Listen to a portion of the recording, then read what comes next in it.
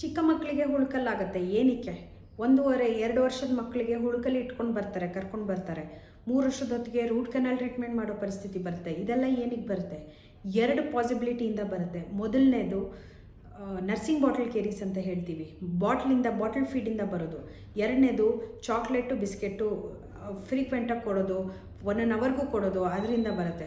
Bottle ಫೀಡಿಂದ ಬರೋದು ಏನರಿಂದ ಬರುತ್ತೆ ಅಂದರೆ, ಮಕ್ಕಳು ಹಾಲು ಕುಡ್ಕೊಂಡು ಮಲ್ಕೋತಾರೆ ಡಾಕ್ಟ್ರೇ, ಇದರಿಂದ ಸ್ವಲ್ಪ ಹಾಲು ಅವ್ರ ಹಲ್ಲು ಹತ್ತಿರ ಹಾಗೆ ಇರುತ್ತೆ, ಅದರಿಂದ ಹಾಲಿಂದ ಕ್ಯಾವಿಟೀಸ್ ಆಗೋದು ಮೊದಲನೇ ಪಾಯಿಂಟು.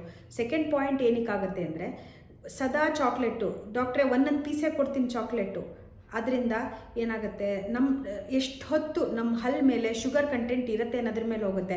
ಈಗ ಒಂದು ಸ್ವಲ್ಪ ಕೊಡ್ತೀನಿ, 1 ಅವರ್ ಆದಮೇಲೆ ಒಂದ್ಸಲಿ ಕೊಡ್ತೀನಿ, ಇನ್ನೊಂದು 2 ಅವರ್ಸ್ ಆದಮೇಲೆ ಸಂಜೆ ಒಂದು ಸ್ವಲ್ಪ ಕೊಡ್ತೀನಿ. ಆ ರೀತಿ ಮಾಡೋಕ್ಕೆ ಹೋಗಬೇಡಿ.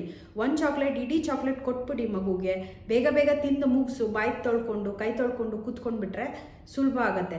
ಇದರಿಂದ ಶುಗರ್ ಎಕ್ಸ್ಪೋಜರ್ ಕಡಿಮೆ ಆಗುತ್ತೆ, ಡೆಂಟಲ್ ಕ್ಯಾವಿಟೀಸ್ ಕಡಿಮೆ ಆಗುತ್ತೆ ಮಕ್ಕಳಿಗೆ.